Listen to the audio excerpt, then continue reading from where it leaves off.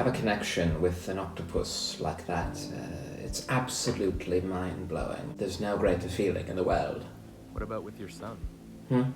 My son, Tom? I wouldn't say the connection is mind-blowing, no. I remember thinking, what if I came to visit her every day? I never missed a day.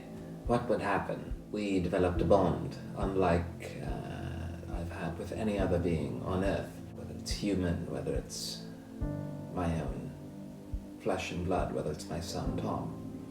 It came to a point where she was all I would think about, whether it was in the water or on land. Tom would say to me, where were you? Were you in the water again? You're never here. Just so annoying.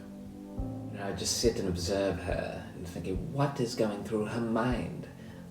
What is she thinking? Sometimes I joke to her, I wish you were my daughter and not Tom.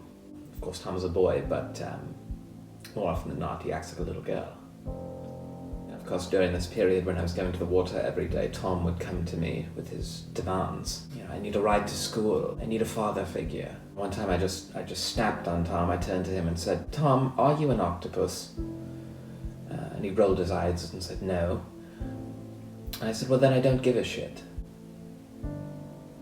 I remember I came home late one night, dripping wet, smelling like her. And Tom runs up to me, teary-eyed, and he says, he accuses me, you love that octopus more than you love me. And I didn't correct him. And the next day I put him up for adoption. Last I heard, he became a street urchin. Unfortunately, not a real urchin, otherwise I'd be interested in him. Sometimes he calls and leaves messages on my machine. I'm going to call Animal Protection Services on you. I know what you did with that octopus. You're sick. And I just, delete. Don't care. Buzz off.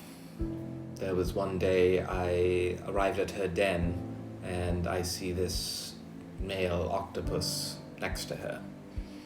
They're mating.